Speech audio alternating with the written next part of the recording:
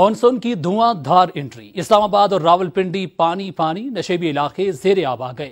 नारालई की सतह बुलंद हो गई। महकमे मौसमियात ने मजीद बारिश की पेशगोई कर दी है। मजीद जानते हैं नुमाइंदा मरियम मलिक से। जी मरियम, आगाह कीजिएगा, क्या तफसीलात हैं?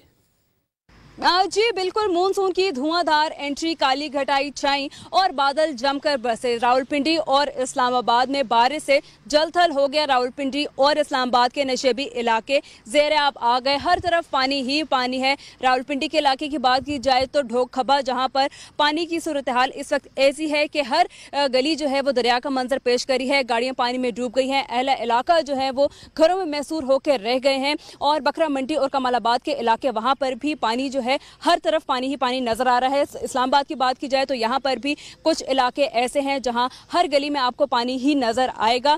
और इसमें बारिश का जो पानी है वो घरों में दाखिल होने के बाद घरों का जो सामान है वो खराब हो गया है। और रावलपिंडी में नारालई की सतह जो है वो बुलंद हो गई है और तमाम इदारों को अलर्ट रहने की जो है हिदायत की गई है। 80 मिलीमीटर तक अब तक बारिश रिकॉर्ड की गई है। NDMA की जानिब से तमाम जो इदारे हैं उनको अलर्ट रहने की हिदायत की गई है, क्योंकि मानसून का जो सिलसिला है वो अभी ख़त्म नहीं हुआ। आइंदा 24 घंटे के दौरान मजीद बारिशें होंगी और मजीद जो है तुग़यानी नदी नालों में आने का खदशा है। और महकमा मौसमियात का ये कहना है कि जहाँ एक तरफ इन बारिशों से हब्स और गर्मी का जोर टूटा है, वहीं शहरी जो है वो जो गैर ज़रूरी सफ़र है वो ना करें। ज़्यादातर कोशिश की जाए कि घरों में ही रहें। जी।